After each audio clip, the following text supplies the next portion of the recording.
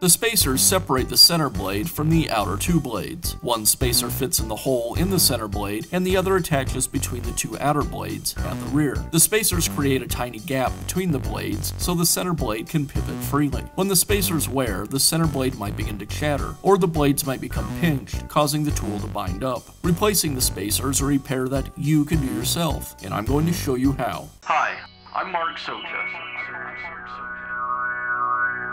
Do-it-yourself repairs like these are easier than you might think. From lawn machines to cordless drills, kitchen mixers, Outdoor grills. our how-to videos walk you through each repair from start to finish. So doing it yourself means never having to do it alone. Let's get started. I'll begin by removing the old blades from the shear. The blades are secured by 2 screws. There are 2 spacers that separate the blades. I want to be careful not to lose them as I remove the blades.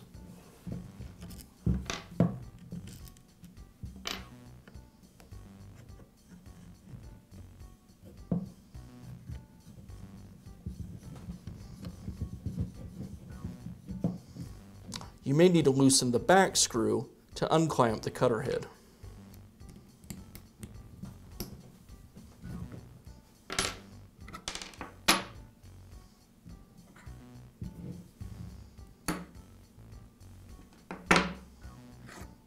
With the knives removed, now I can replace the spacers. I'll go ahead and install the new spacer in the center knife. It's a good idea to replace both spacers at the same time, both the one in the center knife and the one at the rear. Now I'll place the outer knives against the center knife, the right knife, and the left knife.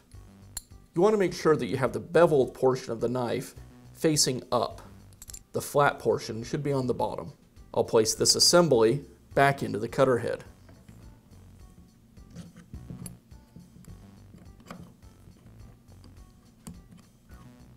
I'll make sure that I'm aligning the center knife with the eccentric up inside the cutter head.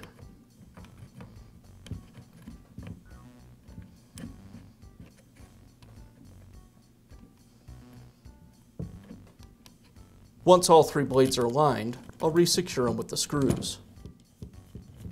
As I install the rear screw, I need to make sure that I get the spacer back between the knives.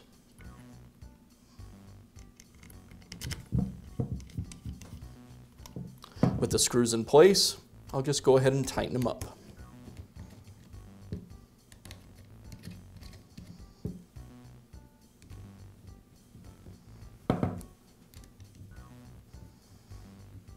And I'll retighten the rear screw that clamps the cutter head to the motor. And that's how you can replace the spacers in your shear. Be sure to check back often for new videos and expert advice. If you found this video helpful, give us a thumbs up. And leave a comment.